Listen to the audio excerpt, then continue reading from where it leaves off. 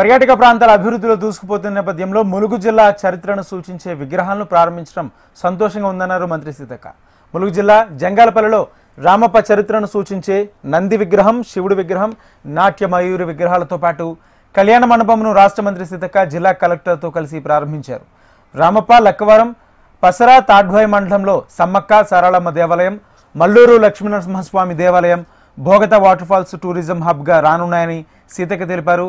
త్వరలో ఇంచర్లలో echo park, ఐలో Mulugu, ఉయ్యాల వంతెన, సమ్మక్క సారాళమ్మను చరిత్ర చూపించే నిర్మాణ పనులు జరుగుతున్నాయని, త్వరలో పూర్తవుతాయని మంత్రి సీతక్క వివరించారు.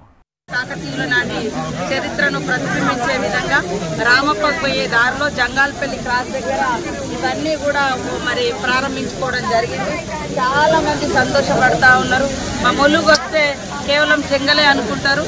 జంగల్లో కూడా అనేక అందాలు ఉన్నాయి, వాటర్ ఫాల్స్ ఉన్నాయి, మరి వాగులు వంకలు, వాటితో పాటు మనకు గ్రేట్ రిచ్ కల్చర్ కూడా ఉంది. మా ప్రజలు పేదరికంలో ఉండొచ్చు కానీ మా సాంస్కృతిక జీవన విధానం, మా ప్రజల యొక్క జీవనము, ఆచారాలు, సాంప్రదాయాలు, చరిత్ర చాలా చాలా గొప్పది.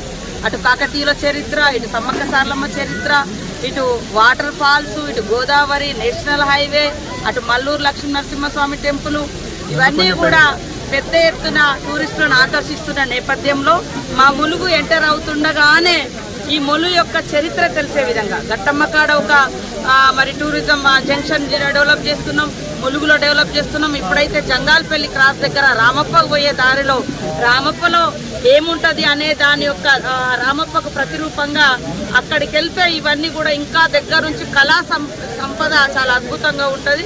కాబట్టి ఇది ఇక్కడ ఈ జంక్షన్ డెవలప్ చేసినాం.